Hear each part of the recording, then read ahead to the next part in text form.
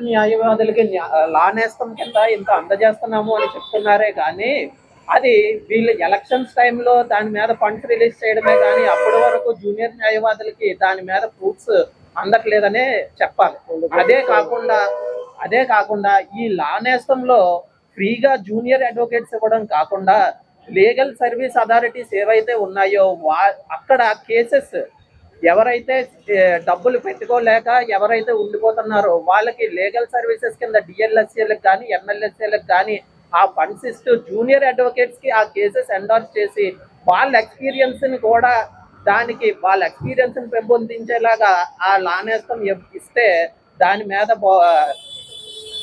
ఒక ప్రోగ్రెస్ ఉంటదే గానీ ఇలా లా నేస్తం కింద న్యాయవాదులకు ఇస్తున్నామని, అది కాకుండా ఈ యాక్ట్ మీద మేము ప్రజలకి నష్టం జరుగుతుందని మేము చెప్తున్నాం కానీ న్యాయవాదులకు నష్టం జరుగుతుందని మేము ఎక్కడా చెప్పట్లేదు. ఈ పోరాటం ప్రజల కోసమే కానీ న్యాయవాదుల కోసం కాదు. అంటే ఇందాకలా మాట్లాడినప్పుడు జ్యుడిషియల్ పవర్స్ ని రెవెన్యూ పవర్స్ లాక్కుంటున్నది అనేటువంటి ఒక అబ్జెక్షన్ లేవనెత్తడం జరిగింది. సో ఆ ఉద్దేశంతో రాష్ట్ర ప్రభుత్వం మీకు సహాయం చేస్తున్నదని చెప్తున్నారు. అలాగే ఇక్కడ ఉండేటువంటి ఎమ్మెల్యేసీ కానీ న్యాయ సేవాధికార సంస్థల వాళ్ళకి కానీ వాళ్ళు కూడా మీరు పైసలు ఇవ్వాలని రాష్ట్ర ప్రభుత్వానికి న్యాయవాదుల సంఘం నుంచి రిప్రజెంటేషన్ ఇచ్చిందా? లేదు. ఆ రోజు వరకు మేము ఎటువంటి లా నేస్తం తీసుకోమని జూనియర్ న్యాయవాదులు అందరూ కూడా ఏకగ్రీవంగా ఎటువంటి తీర్మానాన్ని చేసి రాష్ట్ర ప్రభుత్వానికి పంపించారా? లా నేస్తం అనేది ప్రస్తుత రాష్ట్ర ప్రభుత్వం నిజంగా అది ఒక రకంగా ఇంతవరకు ఏ రాష్ట్ర ప్రభుత్వం చేయలేదండి.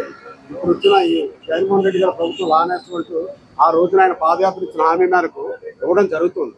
అయితే లా నేస్తం అనేది వారి ఉద్దేశం ఏంటంటే 5,000 రూపాయలు కనీసం మినిమమ్ జూనియర్ గా కోర్టుకు వచ్చిన న్యాయవాది ఏమీ లేకుండా ఏ సంపాదన లేకుండా కనీసం తాను రానుకున్న ఖర్చులకైనా సరే అతను సర్దుబాటు అమ్మా నాన్నల మీద ఆధారపడకుండా తను కష్టపడి ఆ డబ్బు సహాయంతో తన ప్రాక్టీస్ కోర్టుకు వచ్చి వెళ్లాలనే సదుద్దేశంతో ఇవ్వడం జరిగింది. అంత మాత్రం చేత అది జీవితకాలం వాళ్ళకి ఇచ్చే పరిస్థితి కాదండి. కేవలం 3 సంవత్సరాల వరకు మాత్రమే లా నేస్తం ఇవ్వడం జరిగింది. అయితే మేమేంటంటున్నామంటే లా నేస్తం అనేది 3 సంవత్సరాల తర్వాత మీరు ఇవ్వరు. ఈ లోపల న్యాయవాది తన తాలూకా శక్తి సామర్థ్యాల మేరకు ప్రాక్టీస్ పెంచుకోవడము ప్రాక్టీస్ ఉండడం జరుగుతుంది. మేమేం చెప్తున్నామంటే ఈ సొమ్ము DLSA district legal service authority, మండల లీగల్ సర్వీస్ ఎమ్మెల్యేసీలు, మండల న్యాయ సంస్థలు ఉన్నాయి కాబట్టి ఉచిత న్యాయం కోరుతూ వచ్చే వ్యక్తుల కోసం న్యాయవాదులు మీరే నియమించి ఈ జూనియర్ న్యాయవాదులకు ఆ కేసులు వచ్చే విధంగా వస్తే వాళ్ళ ద్వారా డబ్బులు వచ్చినట్లు చేసినట్లయితే ఒక రకంగా జూనియర్ న్యాయవాదులకి కేసులు ఉంటాయి, వాళ్ళకి లా నేర్చుకుని ప్రాక్టీస్ చేసుకోవడానికి ప్రాక్టికల్గా నాలెడ్జ్ కూడా ఇంప్రూవ్ అవుతుంది. వాళ్ళు కూడా సరే మేము కోర్టుకు వెళ్ళాలి, పలానా కేసు నేను చెయ్యాలి అనే భావన పబ్లిక్తో వాళ్ళకి ఇంటరాక్ట్ కూడా ఉంటుంది, చట్టాలపై అవగాహన కూడా వస్తుంది. కాబట్టి లా నేస్తం అనేది డైరెక్ట్గా వాళ్ళకి ఇచ్చి మీరు ఖర్చు పెట్టుకుని 3 సంవత్సరాల తర్వాత ఇంకా మీకు ఏమీ రాదని చెప్పే కన్నా ఇది ఒక సూచన. అయితే మీరు అడిగారు మరి ఈ రకంగా తీర్మానం చేసి ప్రభుత్వాలకు మీరు పంపించారా అని. అసలు ప్రభుత్వం ఏ కార్యక్రమానికైనా సరే న్యాయవాదులతో సంప్రదించడం కానీ కనీసం న్యాయవాదులు మమ్మల్ని వదిలేమండి వాళ్ళ పార్టీ తాలూకా లీగల్ కమిటీలతో కూడా చర్చించే ప్రయత్నాలు ఎక్కడ జరగడం లేదు. అలా జరిపించినట్లయితే వాళ్ళు కూడా ఇదే అభిప్రాయం వాళ్ళు అక్కడ చెప్పడం జరుగుతుంది. కాబట్టి ఎప్పటికైనా ప్రభుత్వం మా స్టేట్ బార్ కౌన్సిల్ మెంబర్స్తో కూర్చొని ఒక సమగ్రమైన రివ్యూ చేసినట్లయితే అనేక విషయాలపైన ఇంకా న్యాయవాదులకు సంబంధించిన అనేక సమస్యలు ఉన్నాయండి. వాటన్నిటినీ ప్రభుత్వం దృష్టికి మేము తీసుకువెళ్ళడానికి మేము సిద్ధంగానే ఉన్నాం. కానీ ప్రభుత్వం ఎక్కడా కూడా అవకాశం ఏ విధంగానే కల్పించడం లేదు. ఇప్పటికి సుమారు 4 రోజుల నుంచి మేము న్యాయవాదులందరూ కూడా రాష్ట్ర వ్యాప్తంగా రోడ్డు ఎక్కి ధర్నా చేస్తున్నాము, నిరసనలు తెలియజేస్తున్నాము. కానీ ఈ రాష్ట్ర ప్రభుత్వం నుంచి ప్రభుత్వం కానీ ఎమ్మెల్యేలు కానీ మంత్రులు కానీ పార్లమెంట్ సభ్యులు కానీ ఎక్కడా కూడా ఒక్క స్టేట్మెంట్ కూడా ఇచ్చిన దాఖలు లేదు. పైగా వాళ్ళ పనులు వాళ్ళు చేసుకుంటూ జీవోలు రిలీజ్ చేస్తున్నారు, నోటిఫికేషన్స్ ఇస్తున్నారు, ట్రిబ్యునల్స్ని ఏర్పాటు చేస్తున్నారు, ట్రిబ్యునల్స్లో అధికారులను ఏర్పాటు చేస్తున్నారు. అంటే న్యాయవాదుల పట్ల వాళ్ళకి నిర్లక్ష్యమా లేకపోతే వీళ్ళు ఏం చేయగలరనే ధైర్యమా మాకైతే అర్థం కావడం లేదు. ప్రభుత్వం మీద మేమేం తిరుగుబాటు చేయడం లేదు. ఈ చట్టంలో ఉన్న లొసుగుల్ని ప్రజలకు అన్యాయం చేస్తుంది కాబట్టి ఈ చట్టాన్ని రద్దు చేయడమో లేదా అందుకు సంబంధించిన సవరణలు ప్రజలకు అన్యాయం చేసే సెక్షన్లు సవరణ చేయమని మేము అడుగుతున్నాం తప్ప ప్రభుత్వాన్ని వ్యతిరేకించడం కానీ ఈ రాజకీయ పార్టీలు వ్యతిరేకంగా కానీ ఇది చేస్తున్న ఉద్యమం ఎంత మాత్రం కాదు. మా ఉద్యమానికి ఎటువంటి రాజకీయ ప్రలోభాలు కానీ ప్రోత్సాహాలు కానీ మా వెనకేమీ లేవండి. మాకు అన్ని రాజకీయ పార్టీలు ఒకటే. మాకు కావాల్సిన ఏంటంటే ప్రజాక్షేమం. ఎందుకంటే సమాజానికి దిక్సూచిగా నిలబడే వ్యక్తులు ఉన్నారని ఎవరంటే ముందు న్యాయవాదులకు చట్టాలపైన అవగాహన ఉన్న తర్వాతనే వాళ్ళు ప్రజలకు తెలియజేయాలి తప్ప ప్రజల నుంచి న్యాయవాదులు తెలుసుకోవాల్సింది ఏమి ఉండదు. కాబట్టి ఎప్పటికైనా ప్రభుత్వం న్యాయవాదులను సంప్రదించి వాళ్ళ తాలూకా న్యాయవాదుల తాలూకా అభిప్రాయాలన్నింటినీ ఈ చట్టం గురించే కాదు, న్యాయవాదుల సమస్యల గురించి కానీ భవిష్యత్తులో రాష్ట్ర ప్రభుత్వం న్యాయవాదులకు ఏమైనా సహాయ సహకారాలు అందించాలనుకుంటే వాటికి సంబంధించిన విషయాలపైన కూడా మా తాలూకా సలహాలు సూచనలు తీసుకోగలిగితే మేము రాష్ట్ర ప్రభుత్వానికి ఎప్పుడు ధన్యవాదాలు తెలియజేస్తున్నాం. గురించి న్యాయవాదులు రాష్ట్ర వ్యాప్తంగా ధర్నా చేస్తూ ఆస్తి ఉన్న ప్రతి వ్యక్తి కూడా దీంట్లో బాధితుడే కాబట్టి ప్రజలందరినీ దృష్టిలో పెట్టుకునే మీ ధర్నా చేస్తున్నాం. మా న్యాయవాద యొక్క వృత్తిని కూడా పక్కన పెట్టి మా కుటుంబాలను కూడా ప్రజల కోసం పక్కన పెట్టి ఈ రోజున గత 21 రోజులు పెట్టి మేము ధర్నా చేస్తున్నాం. అధికార యంత్రాంగం కానీ లేదా అధికార పార్టీలో ఉండేటువంటి రాజకీయ నాయకులు కానీ ఎవరు వచ్చి మీ సమస్య ఏమిటి, దేనికి చేస్తున్నారు అనేటువంటి విషయం అడగకపోవడం చాలా శోచనీయమని అనకాపల్లి న్యాయవాదులు వాపోయారు. అయితే ఈ న్యాయవాదుల యొక్క డిమాండ్ కానీ నెరవేర్చకపోతే భూ హక్కు చట్టాన్ని కానీ లోపాలు ఉండేటువంటి చట్టంలో ఉండేటువంటి లోపాలను సవరణ చేయకపోయినా లేదా ఆ చట్టాన్ని రద్దు చేయకపోయినా ఈ మధ్య కాలంలో మేము ప్రజల్లోకి వెళ్ళి అవగాహన సదస్సులు ఏర్పాటు చేస్తున్నాం. భవిష్యత్తులో కూడా ఈ అవగాహన సదస్సులు మరింత ఉధృతంగా చేసి దీంట్లో చదువుకునేటువంటి యువతను కూడా తీసుకువచ్చి ఈ భూ హక్కు చట్టం వల్ల కలిగేటువంటి ఆస్తి ఉన్న ప్రతి వ్యక్తి ఏ విధంగా బాధితుడవుతాడో తెలియజేస్తామని న్యాయవాదులందరూ కూడా తమ డిమాండ్ నెరవేర్చడం జరిగింది. ఆ రాష్ట్ర వ్యాప్తంగా ఉండేటువంటి న్యాయవాదులు ఏదైనా రాష్ట్ర ప్రభుత్వం ఒక చట్టాన్ని చేసేటప్పుడు న్యాయ కోవిదులు సంప్రదించిన తర్వాత మాత్రమే చట్టం చేయాలని అనకాపల్లి న్యాయవాదులు కోరుతున్నారు. వారి యొక్క సమంజసమైనటువంటి వారు ప్రజల కోసం బాధపడుతున్నటువంటి డిమాండ్లు రాష్ట్ర ప్రభుత్వం తక్షణమే స్పందించి వారి యొక్క కోరికలు నెరవేర్చాలని బీబీఆర్ టీవీ తరపున రాష్ట్ర ప్రభుత్వానికి తెలియజేస్తున్నాం. మీ రిపోర్టర్ అప్పల కామేష్. కానీ చెప్పినట్లయితే ప్రజలకు అర్థమవుతుంది. మీరు అడిగబోయేటువంటి మ్యాటర్ అన్నిటికీ కూడా నేను క్వశ్చన్స్ తయారు చేశాను. 25 to 30 క్వశ్చన్స్. అవన్నీ కూడా న్యాయవాదులకి ప్రజలకి ఫేవర్గానే ఉంటాయి. మేము ఏ ప్రభుత్వానికి కూడా మద్దతు కాదండి. ప్రజలకి ప్రభుత్వానికి అనుసంధానం చేయడానికే ఈ జర్నలిజంలో బీబీఆర్ టీవీ ప్రయత్నం చేస్తున్నది. మార్పు కోసం మరొకటి దయచేసి మాతో సహకరించండి. అయితే ఈ ధర్నా యొక్క కార్యక్రమం రైతుల మధ్యన కానీ ప్రజల మధ్యన కానీ న్యాయవాదుల సంఘం ఎటువంటి అవగాహన సదస్సులైనా ఏర్పాటు చేశారా? ఎక్కడెక్కడ చేశారు? ఏలూరులో మొట్టమొదటి మొదలు పెట్టారండి. అలాగే అనేక బార్ అసోసియేషన్స్ వారి ఆధ్వర్యంలో జరుగుతున్నాయి. త్వరలో అనకాపల్లిలో కూడా జరుగుతుంది. వివిధ రూపాల్లో ఈ కార్యక్రమాన్ని ప్రజల్లో తీసుకెళ్ళడానికి చేస్తున్నాం. అలాగే నర్సీపట్నం, ఏలూరు అలా మిగతా బార్ అసోసియేషన్స్ కూడా ఇలా పాంప్లెట్ రూపాయన ప్రజల్లోకి పంపిస్తున్నారు. ఉపాధ్యాయులు కూడా ఈ చట్టం ఏంటి అని మమ్మల్ని అడుగుతున్నారు. అయ్యా దీని మీద ఒక గూగుల్లోని పీడిఎఫ్లోని మీకు తెలుగు మ్యాటర్ కూడా ఉంది, అలాగే ఇంగ్లీష్ మ్యాటర్ కూడా మీ దృష్టికి వస్తుంది. ఇది అందరూ చదువుకోదగ్గ వ్యక్తులు, అందరూ విద్యార్థులు అందరూ చదువుకోవచ్చు, స్పందించవచ్చు. ఎవరు రైతులు ప్రజలు ముందుకు రాకపోవడం లేదండి. ఇక్కడ విధి రమణ భారతి దగ్గర నుండి రైతులు వచ్చి రోజు మాట్లాడుతున్నారు, రైతు బాంధవులు మాట్లాడుతున్నారు, ప్రజలు ఇక్కడ వస్తున్నారు. ఇంకా ఉత్సాహంగా చైతన్యపూరితంగా అవ్వాలంటే మన బుద్ధిజీవులకే అవగాహన అవడానికి చాలా సమయం పడుతుంది. కాబట్టి అనేక మంది నిరక్షరాస్యులు ఉన్నారు. వారి దృష్టికి కూడా మా యొక్క న్యాయవాద సోదరులు, స్వచ్ఛంద సంస్థలు కొన్ని సంతల్లోనైతేనండి, గ్రామాల్లో అయితేనండి దీని మీద చర్చ పెట్టడం జరిగింది. ఇది ప్రజల్లోకి వెళ్తుంది. ప్రభుత్వ వాదన ప్రకారం భూ యజమానికి పూర్తి హక్కులు ఉంటాయని ఆ ప్రభుత్వం ఉండేటువంటి చట్టంలో చెప్తున్నప్పుడు మీకు వచ్చినటువంటి అభ్యంతరం ఏంటి? ఇది పూర్తి స్థాయిలో సమగ్ర దర్యాప్తు చేస్తే పర్వాలేదు. గతంలో 1948, 52 మధ్య జమీందారీ వ్యవస్థ రద్దు చట్టం తీసుకొచ్చినప్పుడు సుమారుగా ఈ దేశంలో అయితేనండి, రాష్ట్రంలో అయితేనండి 10 సంవత్సరాలు సర్వే చేసినప్పుడే తడకలతో రూపొందించబడింది.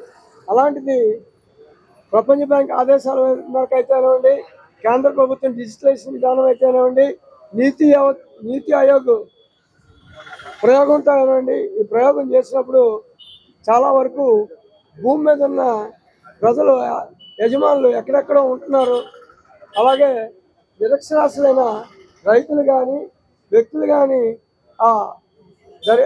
ఎంక్వైరీ చేసినప్పుడు లేకపోతే 30 రోజుల్లో దాని మీద రెక్టిఫికేషన్ చేసుకోకపోతే ఇవి రెవెన్యూ ట్రిబ్యునల్స్ చోటుకు పోతాయట. అయ్యా మనందరికీ తెలుసు రియల్ ఎస్టేట్ మాఫియా వచ్చిన తర్వాత ఈ యొక్క భూ వ్యవహారాలు భూదందాలు రెవెన్యూ వారి చేతిలో ఎలా రూపకల్పన జరిగాయో అందరికీ తెలిసిన విషయమే. అందువలన ప్రజలకు నిజంగా న్యాయం జరగాలంటే చట్టపరమైన వ్యక్తులు ఉండాలి. రెవెన్యూ పరిధిలో ఉన్న న్యాయ పరిధిలో ఉన్న వ్యక్తులు కాదు అని మేము ప్రజల తరఫున కోరుతున్నాం. చట్టంలో సవరణలు చేయమని ధర్నా చేస్తున్నారా, పూర్తిగా రద్దు చేయమని చేస్తున్నారా? కొన్ని న్యాయవాదుల సంఘాలు సవరణలు చేయాలని ధర్నా చేస్తున్నాయి రాష్ట్రంలో, కొన్ని సంఘాలు పూర్తిగా రద్దు చేయాలి. మీలో ఒక క్లారిటీ ఉందా? అది నేను డైరెక్ట్ క్వశ్చన్ అడుగుతున్నాను. న్యాయవాదులు అందరం ఒకే ఒక ఉద్దేశంతో ఉన్నామండి. సవరణలు చేయాలా రద్దు చేయాలన్నది కాదు. ఏ ప్రభుత్వం అయినా ప్రజలు ఆశించేది ఏమిటంటే ప్రభుత్వాలు ప్రజల సంక్షేమానికి అనుగుణంగా వాళ్ళ ఆస్తులకు భద్రత కల్పిస్తూ వాళ్ళ జీవనోపాధికి భద్రత కల్పిస్తూ చట్టాలు చేయాలి అనేది ప్రతి ప్రజా కోరుకుంటారు. ఇక్కడ కూడా ఈ చట్టంలో కూడా అనేక రకాల రుసుగులతో ఈ చట్టాన్ని ప్రవేశపెట్టడం జరిగింది. అందువల్ల దీన్ని సవరణ చేసి మళ్ళీ తీసుకురండి అని అంటే ఇప్పుడు ఆల్రెడీ దీన్ని ప్రెసిడెంట్ ఆఫ్ ఇండియాగా కన్సల్ట్ కూడా ఇవ్వడం జరిగింది. సవరణ చెయ్యాలి అని అంటే 100% ఈ చట్టంలో ఉన్న అన్ని లోపాలు, అన్ని సెక్షన్ల లోపాలే. ఉదాహరణకి ఈ చట్టంలో షెడ్యూల్ 2 అని ఇచ్చారు. అందులో స్టాంప్ యాక్ట్ని కూడా వీళ్ళే ఓవర్ రూల్ చేసేస్తున్నారు. అలానే లిమిటేషన్ యాక్ట్ని కూడా ఈ యాక్టే ఓవర్ రూల్ చేస్తుంది. ఎట్లా చేస్తారండి? అవి సెంట్రల్ యాక్ట్స్.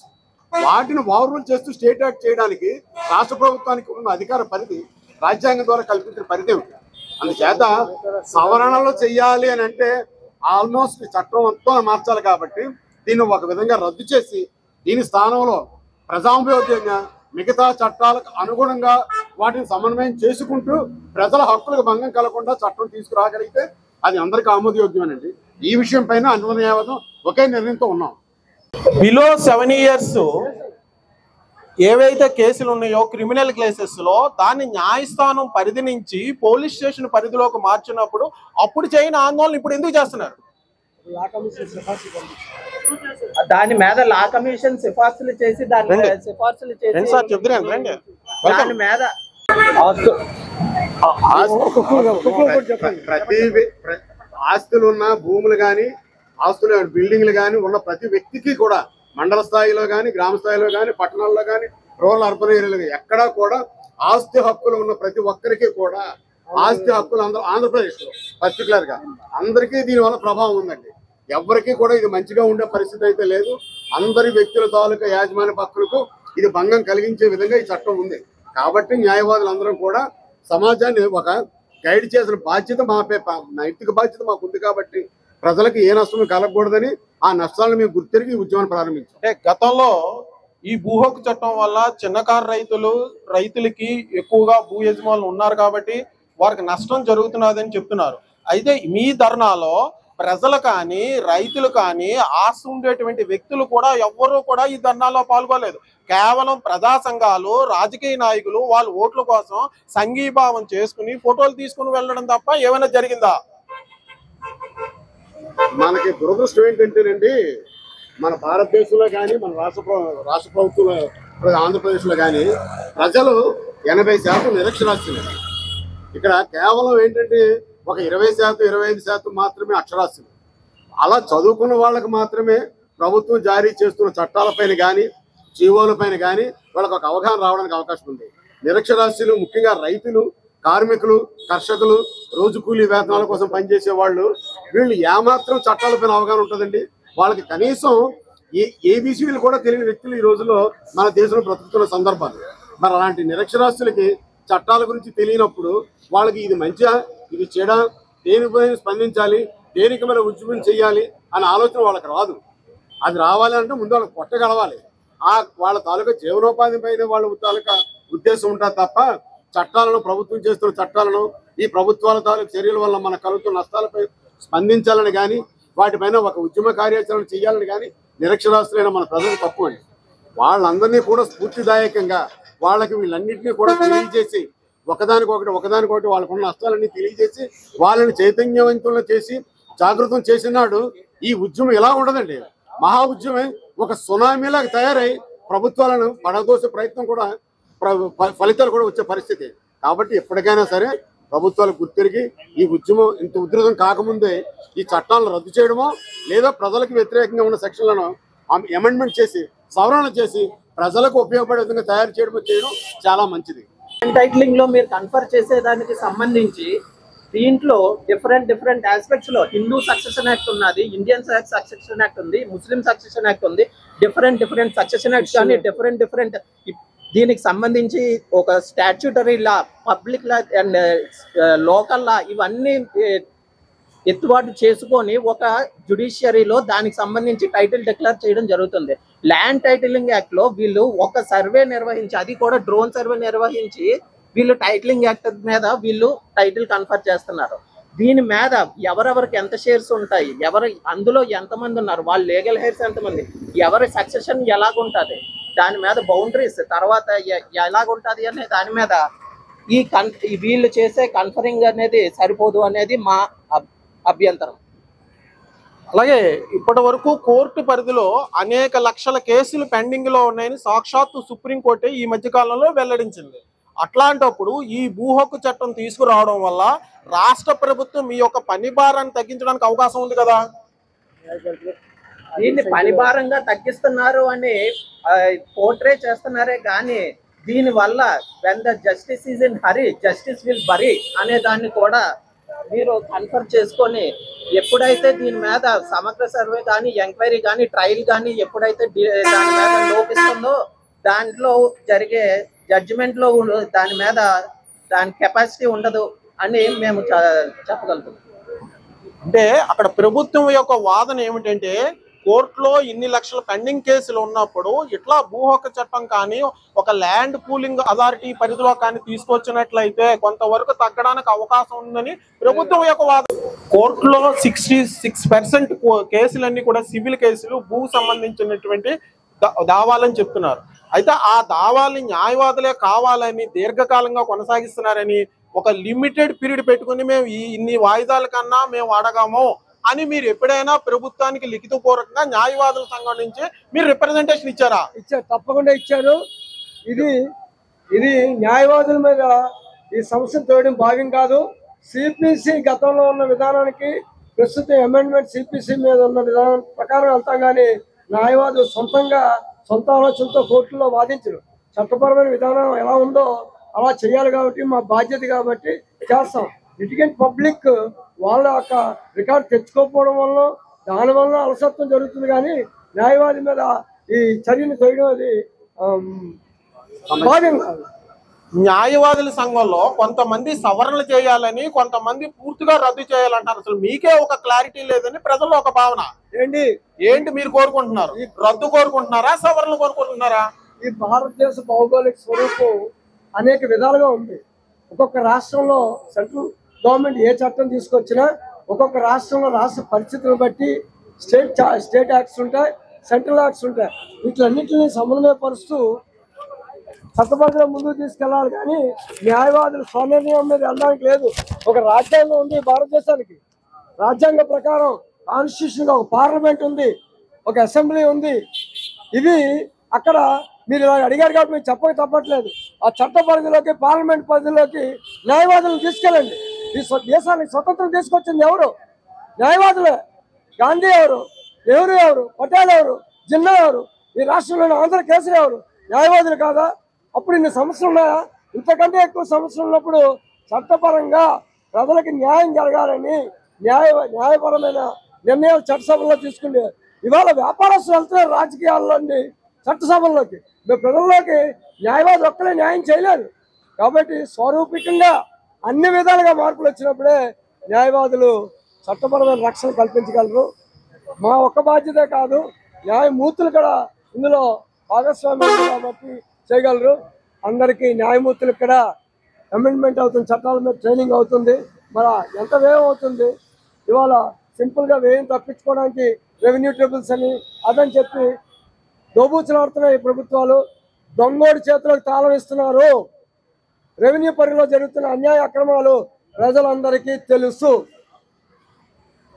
ఏ జూనియర్ లాయర్లకి ఇవ్వని విధంగా గత ప్రభుత్వంలో ఇవ్వని విధంగా అమౌంట్ ని 5,000 రూపాయలు 3 సంవత్సరాల వరకు జూనియర్ న్యాయవాదులు సపోర్ట్ చేయడానికి ఇచ్చింది రాష్ట్ర ప్రభుత్వం.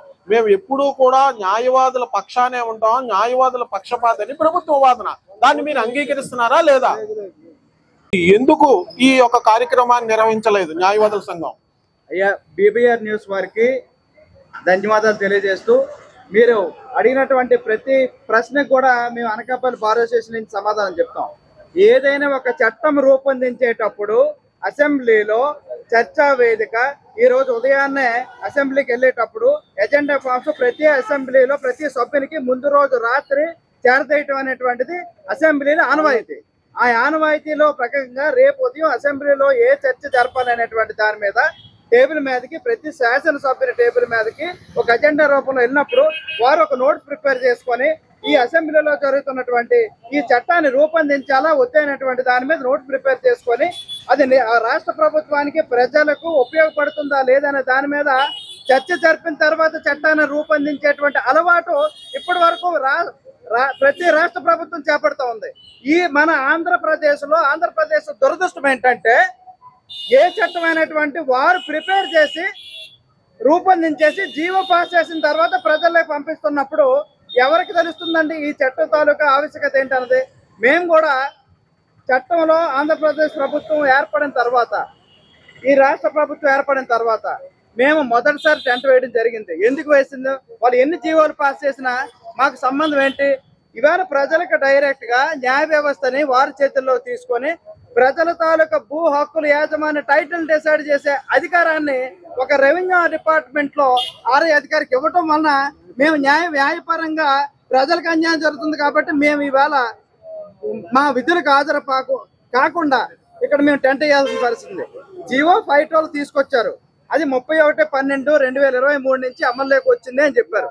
512 జీవో తర్వాత మేమందరం చదివిన తర్వాత మేము నిరసన తెలియజేస్తూ ఉంటే, ఇంతమంది రాష్ట్ర వ్యాప్తంగా ఎంతమంది న్యాయవాదులు నిరసన తెలియజేసినా రాష్ట్ర ప్రభుత్వం పట్టించుకోకుండా దానికి మళ్ళీ ఒక అథారిటీని మళ్ళీ వేసి జీవో 593 తీసుకొచ్చింది.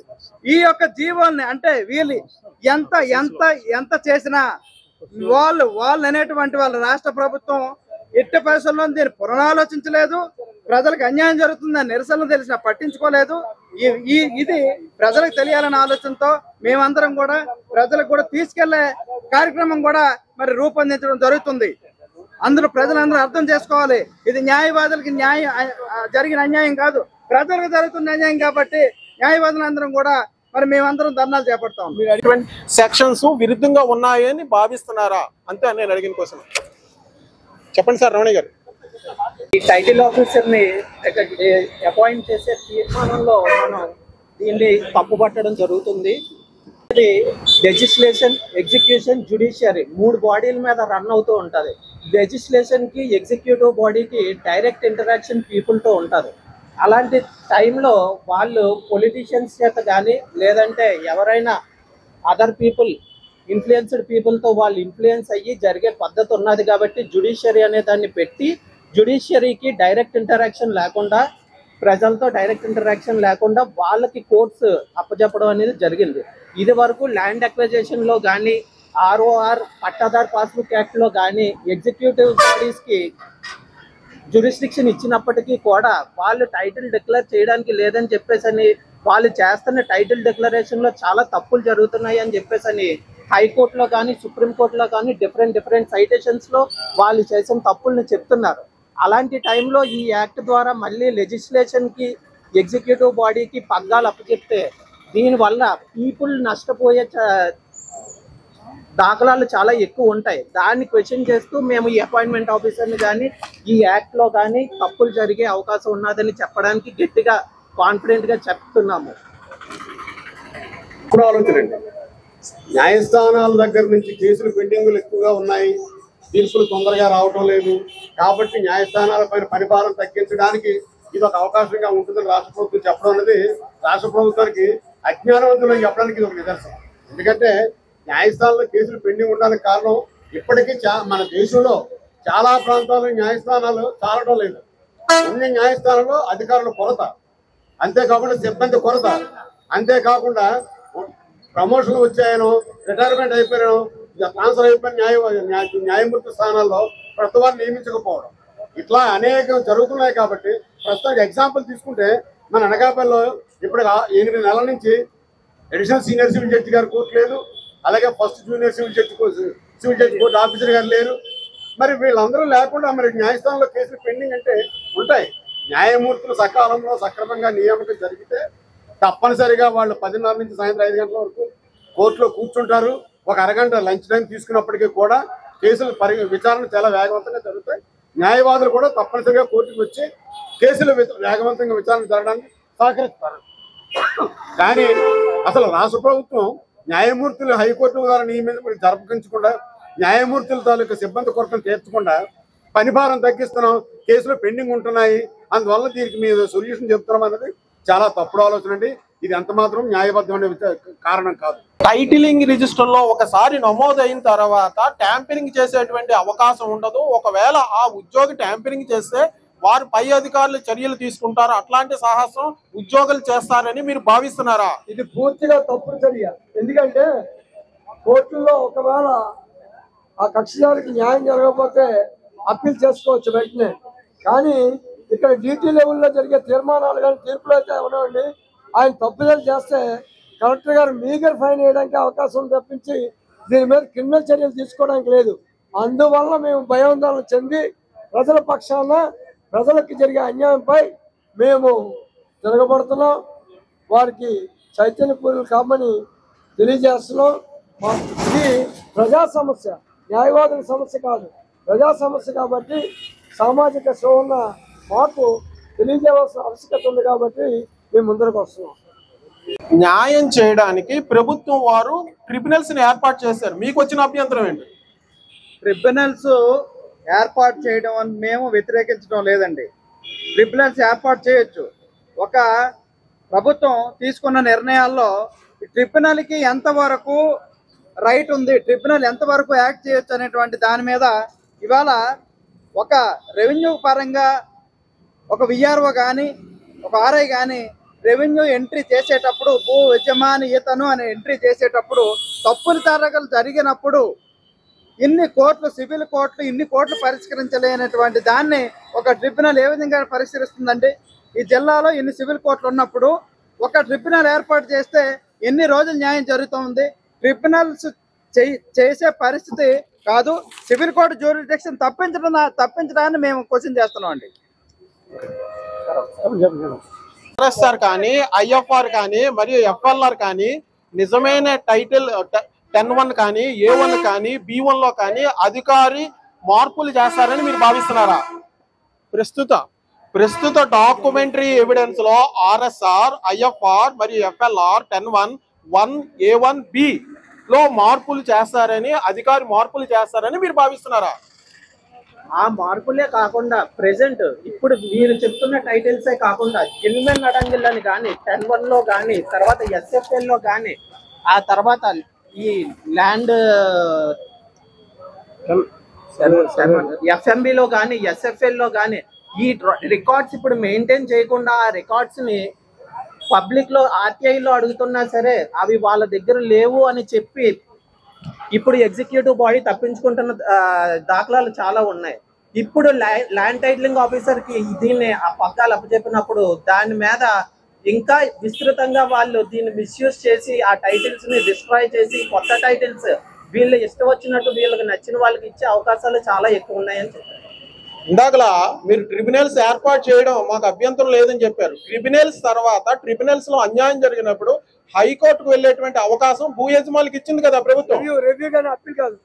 ఇప్పుడు సన్నకారు రైతులు కానీ, చిన్న చిన్న రైతులు కానీ ఎవరైనా సరే ఇక్కడ లోకల్ కోర్టులో వీళ్ళు ఎపీర్ అయ్యి చేయడానికి ఉంటుంది. కానీ హైకోర్టుకి వీళ్ళు అంత ఆర్థికంగా నిలదొక్కుని హైకోర్టుకి వెళ్ళి అక్కడ వీళ్ళు కావాల్సిన న్యాయం దక్కించుకొని రావడానికి చాలా టైము, తర్వాత ఆర్థికంగా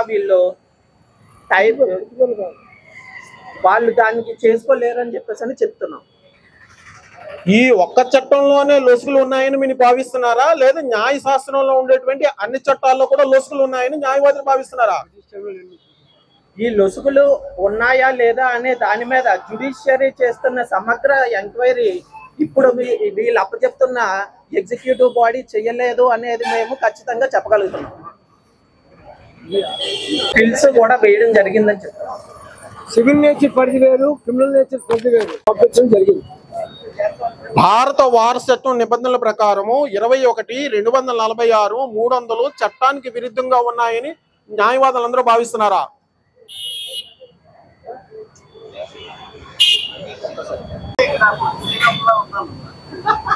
వైసీపీ నుంచి ఆడు, టీడీపీ నుంచి